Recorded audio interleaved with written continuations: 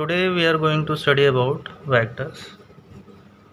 You had gone through quantities, you know the name vectors and scalars. As you know, scalars are those physical quantities which have only magnitude like distance, speed, time, etc. Vectors are those physical quantities which have magnitude as well as direction like displacement, velocity, acceleration, force, momentum, etc. Let us see types of vectors.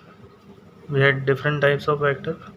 First of all, position vector. A position vector is a vector which specifies the position of the body and the direction of the body with respect to some origin. Origin is the reference about which we locate the position of the body. So if the body is at position A with respect to origin, so if we plot a straight line, so OA bar, it's a vector representation, so OA bar represents the position vector. If the body moves from one point to another in any way, in any fashion, supposing A is the initial point, B is the final point, OA will be initial position vector of the body, OB will be final position vector of the body. So if you draw a straight line and this AB bar will represent the displacement vector. Here AB bar is representing displacement vector. Next, collinear vector. Vectors which are acting along the same lines, means if they are parallel, means in case of vector we have to say if the vectors are acting in the same direction, they are said to be collinear vector. Here A bar and B bar are acting in the same direction, so they are collinear vectors. Next, coplanar vectors. Vectors which are lying in the same plane. Suppose this is x-axis, this is y-axis. If the vectors A bar, B bar, C bar, D bar all are lying in the same plane, they are said to be coplanar vectors. As an example, in case of carom board game, if you strike the coins, all of the coins move on the plane of the board. So we can say the velocity vector of all the coins are in same plane, so velocity vectors are coplanar vectors. Next, co-initial vectors. The vectors which are having same initial or starting point are called co-initial vectors. Next, axial vectors. Those vectors which acts about the axis of rotation are called axial vectors. This is the case of rotation or revolution. If the body is rotating or revolving in this way, so this will be called the axis of rotation, and the vectors which are acting about this axis of rotation would be considered as axial vectors. Now let us talk about laws of vector addition.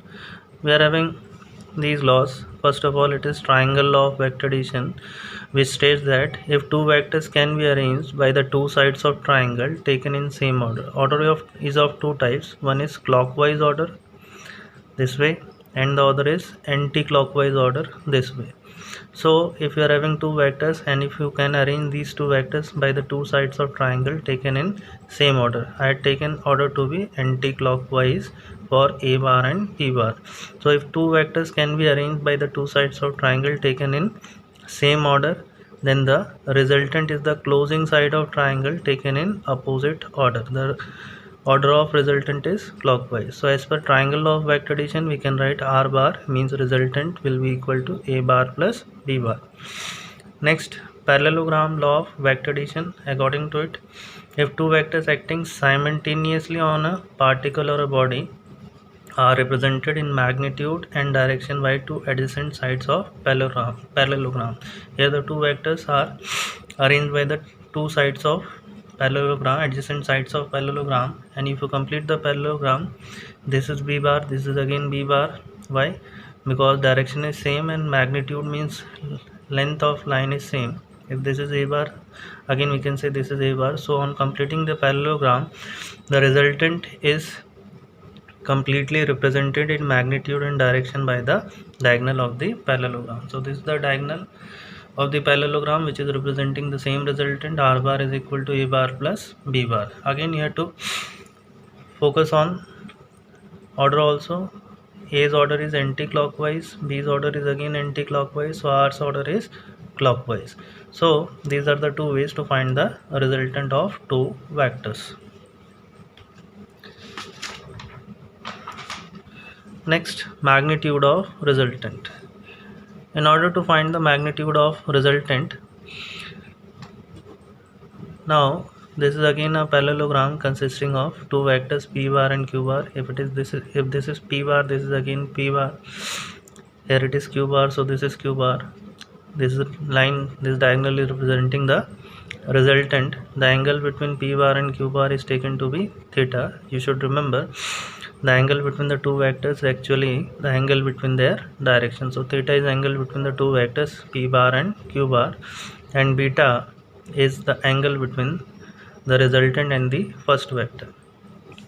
So I dropped a perpendicular from point B and extended this line OA to meet it at point D. So in triangle ABD, if you take sin theta is equal to BD upon AB, where AB line is actually representing the magnitude or value of vector q bar. Similarly, line OA is representing magnitude of vector p bar, as I had written here also, and line OB is representing magnitude of resultant R. So now applying cos theta is AD upon cos theta is AD upon AB. So cos theta is equal to AD upon AB, where AB is B. So we can write AD is equal to, and this AD is magnitude of vector q, so it is equal to q cos theta. So next thing, if you apply Pythagoras theorem in this triangle ABD, so you can write AB square is equal to AD square plus DB square. Now in triangle ABD, in triangle OBD, this is OBD. In triangle OBD, if you apply Pythagoras, so it is OB square is equal to OD square plus DB square, where OB is representing magnitude of resultant, so it is R square is equal to, in place of OD you can split it as OA plus AD, so OA plus AD the whole square plus BD or DB square. Now if you open this whole square, you will have OA square plus AD square plus twice OA into AD plus BD square, where AD square plus BD square from relation, this is AB square, so OA square plus AB square plus twice OA into AD. So where OA is representing magnitude of vector P, so this is P square. AB is representing magnitude of Q, so Q square. So P square plus Q square plus twice OA is PQ, P into, and AD from here it can be written as Q cos theta. So we are having the formula R square is equal to P square plus Q square plus twice P into Q cos theta, or you can also say R is equal to under root of P square plus Q square plus 2 into P into Q cos theta. Now the resultant angle which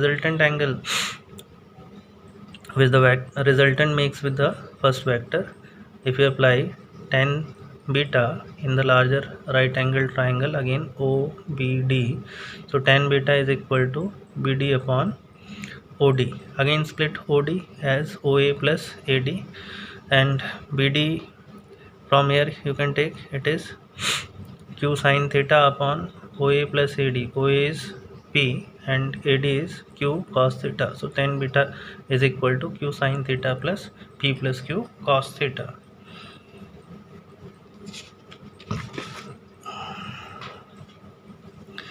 Now let us apply the relation we obtained. So I had taken a question.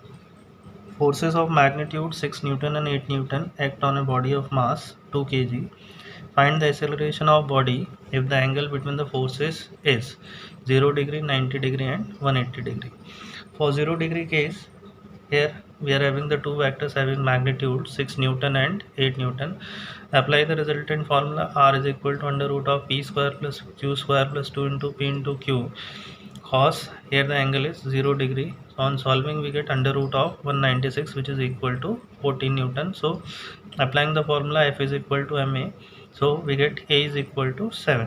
Now in which direction the resultant is acting? So applying the formula for direction, tan beta is equal to b sin theta upon e plus b cos theta, or q sin theta upon p plus q cos theta. Here theta is 0 degree. So on solving it we get beta is equal to 0, means the resultant is acting in the same direction as that of first vector. For theta is equal to 90 degree, apply the same formula, p square under root of p square plus q square plus 2 into p into q cos 90. Cos 90 is 0, so the resultant is 10 Newton. Again, to find acceleration, apply F is equal to ma. You will get acceleration of the body to be 5 meter per second square. Now to get the direction, apply the formula, tan beta is equal to q sin theta upon p plus q cos theta. So we get 4 by 3. So the angle is 53 degree. Next, for angle 180 degree, the two vectors are acting in opposite directions. So apply the formula. Here angle is 180 degree.